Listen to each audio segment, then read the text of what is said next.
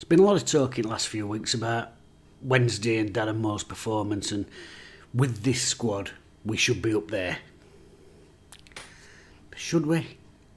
With this squad that was assembled in a matter of 2 weeks when we were down to 7 pros at the beginning of the season. I was talking to one of my mates earlier in the season. He said, "Where do you think?" And I said, if everyone's fit and we keep that first 11 fit, top 6, no problem. Taking them out, top 10. And I still believe that's the case. But for so much of this season, Wednesday have not had the spine. And I know, and I've heard it, I've had comments, and I've seen it all over Twitter and everything else. Excuses. It's all excuses. But if you take the spine out of any team, it makes a huge difference. You can chop and change a winger here or there, but the spine of your team, that's a different kettle of fish. Luongo, Hutchinson, Dunkley, Iorfa, all had spells out. Even Gregory's had a spell out. Kembere's been out. It's right down the spine of the team, and it does make a massive difference. And in fact, again, we keep doing these little historical videos. If you look back at any strong promotion team, especially a Wednesday one, it's always been built around that spine, which Darren Moore, for whatever reason, not been able to put out every week this season. So come on, back with me, back in time, and we'll have a quick look. All the way back to 1979, with Big Jack Charlton's promotion-winning side from the 3rd Division, this division that we're in now. A side with a tremendously strong spine. Bob Boulder in the net, obviously Chris Turner in there as well, providing competition. Local lad Mark Smith at centre-half. In midfield, we've got attacking midfield player Brian Owensby, getting attacks going, and not afraid to stick a boot in either, by the way. Andy McCulloch up front, who I always want to call Big Andy McCulloch, even though he's only 5'11". But that is a tremendously strong spine to a side. And the other key to promotion here, a spark player. These teams always have a spark player. So the 79 side had Terry Curran. Just a couple of years later, we're at it again. And it's the Howard Wilkinson side. It's still a direct brand of football. But again, it's based around the strength. There are good players in wide positions. You know, we have got Zico, Sterling, but it's down that spine again. Martin Hodge in net, superb goalkeeper. Probably should have gone to the 86 World Cup. In fact, he did get measured for a suit and then didn't get to fucking go anyway. Mick Lyons at centre-half. Dominating centre-half. Brave as anything. Tough as teak. A player that fans still talk about today as being a legend of the club for his leadership skills. In midfield, Gary Megson putting it about, nicking goals as well. Could probably even mention Gary Shelton. And up front, Gary Bannister, young, pacey striker, getting in behind, tremendous goals record, giving Wednesday that stretch. I think he was here for 2-3 seasons, and every year that he was here, he scored 22 goals. You know what I mean?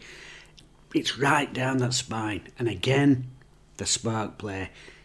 Imre Varadi, Banana Man. Getting in behind the fullbacks, but also producing those funny moments like scoring a goal where he races the entire length of the pitch from his own half. And of course, once they get up there, that tremendous goal at Liverpool. Probably the most famous of all the Wednesday promotion teams, Big Ron's promotion team. Again, it starts with that solidity in net. Chris Turner, superb goalkeeper, not only in this promotion season, but that fantastic cup final save from Brian McClare's header. At centre-half, 2 tough muck and nettles defenders who'll stick their head on things, tackle things in Shirtliff and Pearson, the skipper. Again, midfield, it's that strength, Carlton Palmer, an old-fashioned box-to-box player. I mean, you don't really see them anymore. Box-to-box player, winning tackles and headers 1 minute, scoring goals the next, dragging the play up the pitch. And up front, of course, David Hurst, an international class striker who, for my money, should have had 80-odd caps. And again, I keep coming back to this thing as well, a tremendously strong spine, but also that spark. John Sheridan, a player with such vision and awareness, he sees 2, 3, 4 passes ahead of everybody else on the park. Furious Paul Sturrock's team, the 2004 lot. Again, strength down the middle of the park. This is what I keep talking about. We're missing Dunkley and Hutchinson and Iorfa and Luongo. David Lucas, solid in net. Lee Bullen, ever present every game that season. Glenn Whelan, tough, tenacious, but also a good ball player. And of course a goal scorer, Steve McLean, 20 odd goals that season, and he missed a month of that season injured. You know, he only scraped back for player final where he scores the goal. These are players down the spine of your team with that winning mentality. And of course the spark. There was a tremendous cameo spark provided by Kenwyn Jones with his 7 goals in 7 games, just to give us that little injection when we hit a wobble. But throughout the course of the season, we were getting assists from JP McGovern. And again, in the final, there he is again. Spark players built around a strong side. And of course, the last promotion. We've had Alan Irving. Megson comes in and he knows what he wants. He wants a strong side. He wants big units. And yes, Dave Jones comes in and I think he calms the players down when the tensions get into him and Mego's reaching boiling point with Mandarick and everything else. But it's still built on that side that Megson put together, and it's a side with a strong spine. So we've got Bywater in net. Miguel Lier at back, although equally I could mention Rob Jones, another stalwart of that side. Tough players right down the middle of the park. Jose Semedo, I mean, tremendous ball-winning midfield player. And up front, again, mentality. You've got big Chris O'Grady bashing people about. Gary Medine scoring all the goals. A tremendous number of them with his head, by the way. That's another thing. It's that strength up front. And it's mental strength as well. Ryan Lowe coming off the bench and nicking goals. Typical Scouser with that attitude that he's going to be the best that he can be. And again, I come back to this, a spark player. Well, through the season, Ben Marshall is providing that spark until Pearson takes him away from us, and a move that I'm completely convinced were there to try and sabotage Wednesday's season, but that's something that I really don't want to get into. It's just a conspiracy theory of my own that I've got. But then at the end of the season, another spark. Michael Antonio, he comes in, he gives us that injection just as we're hitting the buffers a little bit, and he powers us on and he fuels the rest of the lads to promotion. And I keep saying it, all these teams have that one thing in common. A strong spine, a solid goalkeeper, a muck and nettle centre-half who'll put their head in there where it is, a midfield ball breaker, and a goal scorer up front who'll score with his head and both feet.